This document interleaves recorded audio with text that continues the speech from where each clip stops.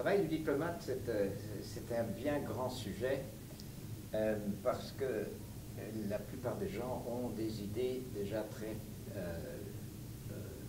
fixées sur ce que c'est. Un grand politicien britannique, à un moment donné, avait dit qu'un diplomate, c'est quelqu'un qui est envoyé à l'étranger pour mentir pour son pays. En fait, ce n'est non seulement une perception trop succincte, mais elle est très erronée.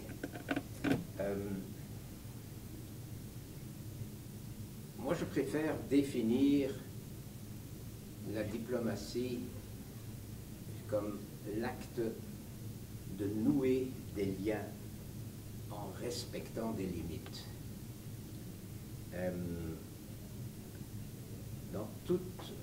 Dans toute relation humaine, qu'elle soit entre individus ou entre pays, il y a des relations qui s'installent. Ces relations sont précieuses parce que sans ça, il n'y aurait pas de société. Il n'y aurait pas de société civile, il n'y aurait pas de gouvernement, il n'y aurait pas de société internationale. Mais on dit souvent que le diplomate, c'est quelqu'un qui est chargé d'appliquer la politique étrangère de son pays, de la mettre en œuvre à l'étranger. Ça aussi, c'est une définition trop limitée.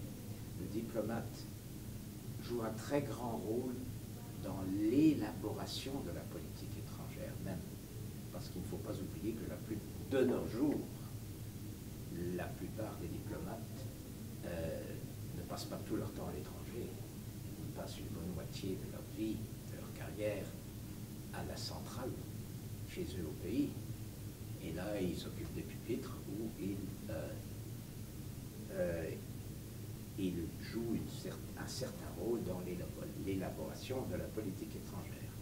Mais même quand ils sont à l'étranger, ils envoient des conseils, ils demandent des instructions tout en faisant part à leurs autorités des instructions qu'ils aimeraient avoir.